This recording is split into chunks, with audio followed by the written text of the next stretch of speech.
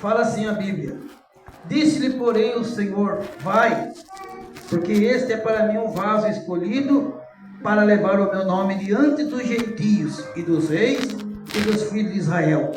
E eu lhe mostrarei quanto deve padecer pelo meu nome. Oremos. Senhor Deus, eterno Pai, em nome de Jesus foi lida a tua palavra, sela com o teu sangue, seja feita a tua vontade, não a nossa. E muito obrigado, e confirma a vitória e sela com o teu poder, em nome de Jesus.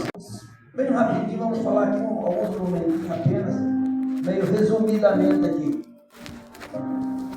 Essa palavra aqui, meus irmãos, que nós acabamos de ler, fala de um dos maiores apóstolos do Novo Testamento, quando Jesus já tinha partido, meus irmãos, Jesus já tinha pagado o preço ressuscitado, Jesus já tinha voltado para o Pai, e o ministério dos apóstolos principais de Jesus já estava terminando quase. Aí, meus irmãos, surge Saulo de Tarso. Saulo de Tarso, meus irmãos, foi um homem muito estudioso pelo seu professor principal, Gamaliel. Foi um homem instruído demais, muito instruído. Só que ele era fariseu, ele não usava o estudo dele para o cristianismo. Ele usava o estudo dele contra o cristianismo. E nessa época, o cristianismo estava em evolução crescente, estava aumentando, estava crescendo, estava abalando na época, através dos 12 apóstolos e dos 7 diáconos que foi levantado. Através desses homens, a igreja primitiva, a era cristã começou a crescer.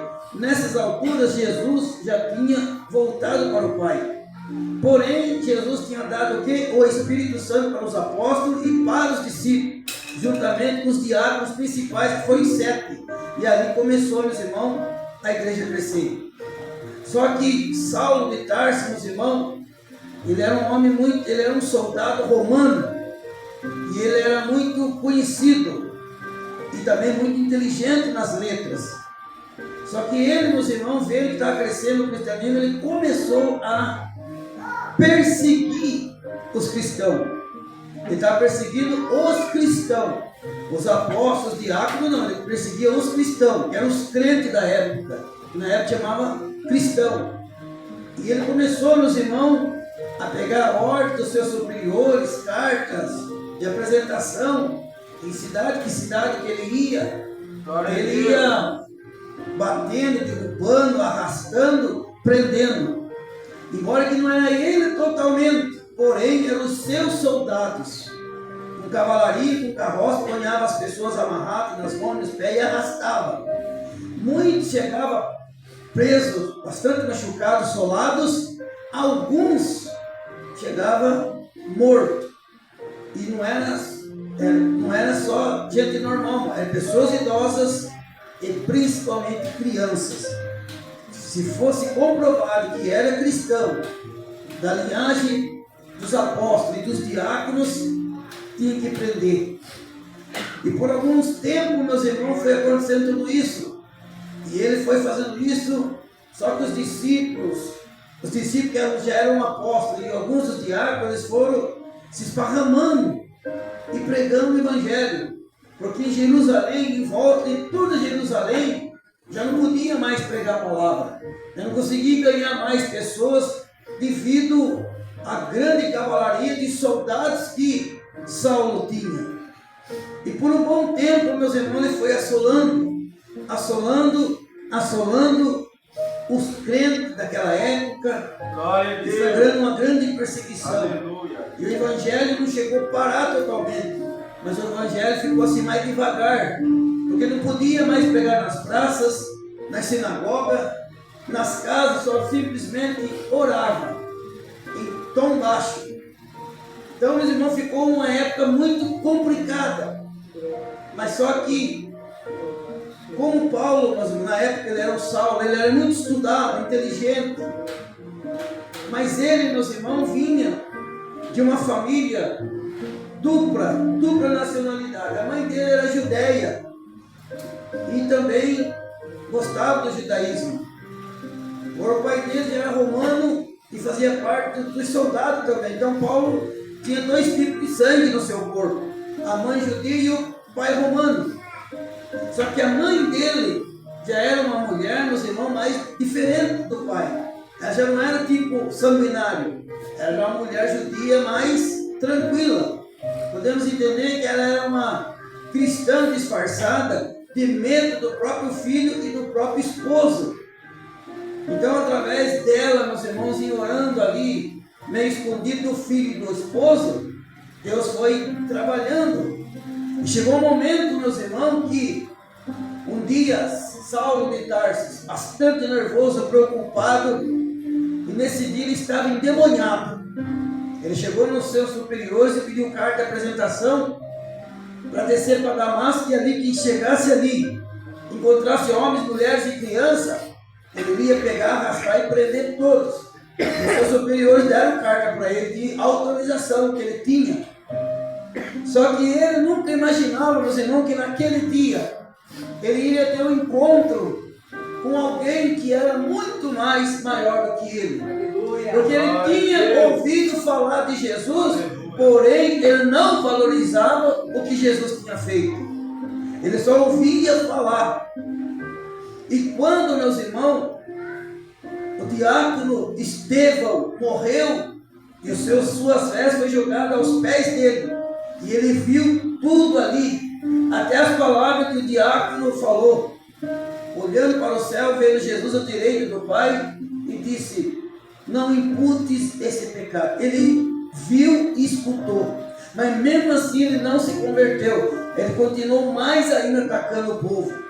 Mas nesse dia, meus irmãos, no caminho de Damasco, ele nunca esperava que ele ia ter um encontro com o Senhor e Salvador Jesus Cristo. Ele nem imaginava que quando ele estava descendo da cavalaria, e ele sempre era o principal, porque ele era que comandava, ele era o principal de todos. Mas naquele dia, meus irmãos, quando ele estava se aproximando da cidade, e quando ele chegando na cidade, meus irmãos, a Bíblia fala que houve um grande resplendor de luz. E quando aquele resplendor de luz, como se fosse a luz do sol do meio-dia, e Paulo, meus irmãos, seus soldados, ele vai com a claridade, que a claridade cega na hora, e ele cai do seu cavalo. Só que os outros viram a claridade, mas não aconteceu nada, porque o objetivo de Jesus era simplesmente Saulo, porque os soldados estavam no comando dele. Então o problema não eram os soldados, o problema era Saulo. Então Jesus apareceu para Saulo no caminho de Damasco. Jesus permitiu que outros vissem a claridade, mas não ficasse cego. Porém, somente Saulo é que ficou cego. A voz, os soldados não ouviram, somente Saulo que ouviu a voz. Porque Jesus apareceu especialmente para ele naquele momento. Só que daí quando ele cai, meus irmãos, Jesus vai e fala com ele: Saulo, Saulo, por que você me persegue? Tipo assim, Saulo, por que você está me perseguindo? O que eu fiz para você? Por que você está desse jeito? Mais ou menos isso que Jesus quis falar para ele. Mas em espírito ali, somente a voz. Os soldados não ouviram nada. E Saulo, meus irmãos, já apalpando a mão, já não conseguia enxergar mais. O corpo todo trêmulo. E ele pergunta: quem é, Senhor? Já se converteu. Quem é, Senhor? Porque só ele ouviu. E a voz de Jesus, quando brada no homem e na mulher, meus irmãos, no encontro particular, o coração quebranta na hora. A carne fica trêmula. A pessoa se entrega mesmo, não tem como. E ali, quando ele fala quem é, Senhor, ele fala: eu sou Jesus, a quem você persegue. Duro é para você recalcitrar-lhe contra os aguilhões. Duro é para você tentar impedir a minha obra em Jerusalém e em todo lugar. Tipo assim, quem é você, Saulo? Quem é você? O que você pensa que é para querer impedir a minha obra? Quem que você pensa que é? Você não é nada. É isso que Jesus está querendo dizer para ele. E ele era inteligente. Na mesma hora, meus irmãos, ele se humilha e fala: o que é que o Senhor quer que eu faça? Aí ele já estava se convertendo. Glória a Deus. Jesus fala para ele, ó, levanta e vai na rua chamada direita, entra na casa de Simão e lá te será dito o que você tem que fazer. E daí quando ele levanta ali, ele vai para a rua direita lá, na casa de Simão, e ele dispensa os seus soldados voltam sem entender nada. Nessa altura ele já estava cego, meus irmãos. Um dos seus soldados que teve que pegar na mão dele e levar até na casa de Simão. E chegando lá, meus irmãos, ele fica lá 3 dias e 3 noites, sem comer, sem beber, cego, mas ele fica lá. A Bíblia diz que deu para entender que ele estava já convertido em oração e jejum. E daí, em visão, Deus vai e fala com Ananias. Chama Ananias, meus irmãos, e Ananias responde ao Senhor Jesus em visão. E Jesus falou, ó, vai lá, Ananias, na casa de Simão, lá na rua direita, aqui em Damasco, e conversa lá, que tem um Saulo de Tarso está lá, ele está orando. Vai lá e coloca a minha mão na cabeça dele. E na visão ele fala, Ananias, Senhor, eu conheço esse homem. Esse homem é um homem tão complicado, tão duro. Ele mata pessoas, ele tem cartas dos seus superiores de Jerusalém, ele faz o que ele quer. Ele manda e desmanda, ele é um homem complicado. Isso na visão. Ananias orando, falando com Jesus em visão. E daí, meus irmãos, Jesus fala para ele, vai, como nós acabamos de ler aqui, ó. Vai, porque esse para mim é um vaso escolhido para levar o meu nome diante dos gentios, dos reis e dos filhos de Israel. E ele, Ananias, vai ver quanto que ele vai sofrer, quanto ele vai padecer por causa do meu nome. Então ali Jesus já estava trabalhando ali, meus irmãos, e Ananias, meus irmãos, foi interessante que na mesma hora que a visão estava ali com Ananias e Jesus, também Jesus no mesmo tempo mostra para Saulo, que estava lá cego, mas estava em oração também, já convertido, que ele vira Ananias, meus irmãos, que viria até ele, pôr a mão na cabeça dele e ia libertar ele. E daí, meus irmãos, quando termina essas visões, Ananias chega lá, meus irmãos, Ananias chega direto lá falando, irmão Saulo, o Senhor Jesus que te apareceu no caminho, me mandou vir aqui, colocar a mão na sua cabeça, que você torne a enxergar, e o mais principal, que seja cheio do Espírito Santo, amém? E as palmas para Jesus, aleluia! Olha como Deus é bom.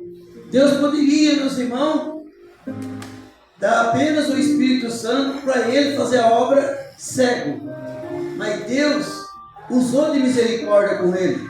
Falou, não, ele vai padecer pelo meu nome, eu vou dar a cura da visão para ele. E daí quando Ananias ora por ele, cai dos seus olhos como uma escama.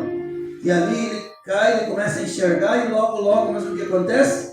Ele, meus irmãos, já levanta, Simão serve uma refeição lá para ele, que ele chamava de ceia, serve uma ceia para ele, ele se alimenta e já começa, meus irmãos, a fazer as primeiras visitas em volta ali da casa de Simão. Vocês estão vendo? Então, quando Deus ele tem uma obra na vida de alguém, irmãos, não sabemos como. Para Saulo, ele apareceu no caminho de Damasco, teve que derrubar do cavalo, teve que ficar cego, ele teve que ficar 3 dias sem comer, sem beber, ele teve que reconhecer que o Senhor era Senhor, ele teve que pedir o que ele tinha que fazer, porque ele encontrou com alguém que era melhor do que ele, superior a ele, entendeu? Então, meus irmãos, se Deus tem promessa na nossa vida, ou na vida de vocês, ou na vida de alguém da família, o Marco vai estar nas drogas, está nos vícios, está na prostituição, irmão, se Deus tem propósito, se Deus usou pessoas para falar para você que o seu filho, a sua filha, seu esposo, sua esposa, Deus tem uma obra, Deus tem um chamado, creia. Mas está feio na foto, Marco. Como que Deus, irmão, para Deus não tem nada impossível. O problema não é em Deus, o problema está na nossa fé. Às vezes é eu que não creio, é eu que duvido do poder de Deus, é eu que não acredito, é eu que não tenho paciência, é eu que reclamo. O problema está em mim, o problema não está em Deus. Pode ver que Saulo perseguiu. Quantas pessoas que não morreram através das ordens dele. Mas chegou um momento, meus irmãos, que Deus tinha que chamar na vida dele. E Deus preparou tudo certinho e chamou. E foi um dos maiores dos apóstolos. Foi até maior que Pedro, maior que Tiago, maior que João. Porque ele diz: eu fui o menor dos apóstolos, mas porém trabalhei muito mais com eles. Porque eu não aprendi o Evangelho porque eu vi. Eu aprendi o Evangelho pela revelação de Jesus Cristo. Amém? E as palmas para Jesus, aleluia. Então, meus irmãos, se Deus já prometeu para alguém da sua família que vai trabalhar, tenha paciência, continue orando, continue vindo para a igreja, continue fazendo campanhas, continue buscando a Deus, que na hora certa Deus vai entrar no esposo, na esposa, nos filhos, naquele parente que está dando problema. Porque vocês estão vendo que Deus, ele teve um particular com Saulo, teve, e fez uma grande obra.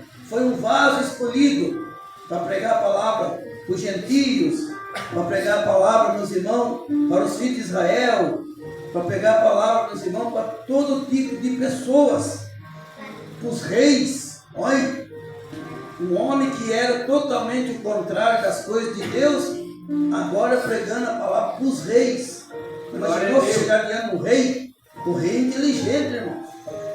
Se chegar lá e falar de Jesus, o rei, ou então para os filhos de Israel, que serviam a lei segundo Moisés, e chegar e pregar de Jesus para eles, glória a Deus. Ou para os gentios, que eram os romanos, os gregos, e chegar lá e pregar para os romanos e para os gregos de Jesus, que era um povo que tinha outros deuses, que não era o único Deus no qual nós cremos.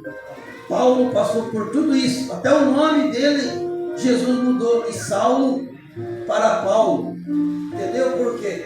Para que ele tivesse outra identidade, que aquele Saulo que perseguia não é mais.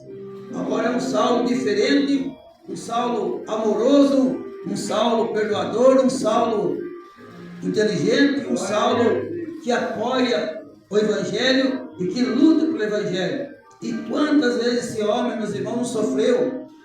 Açoitado por algumas vezes, apedrejado por algumas vezes, preso em cadeia, preso na sua própria casa. Ele ficou preso, irmão, na sua casa uma vez, 2 anos. E as pessoas saíram de longe, iam lá na casa dele para ouvir a palavra e receber oração. E ele dizia: eu estou preso sim, fisicamente encarcerado na minha casa, mas a palavra de Deus não está presa, porque é o Espírito Santo que fala na minha boca.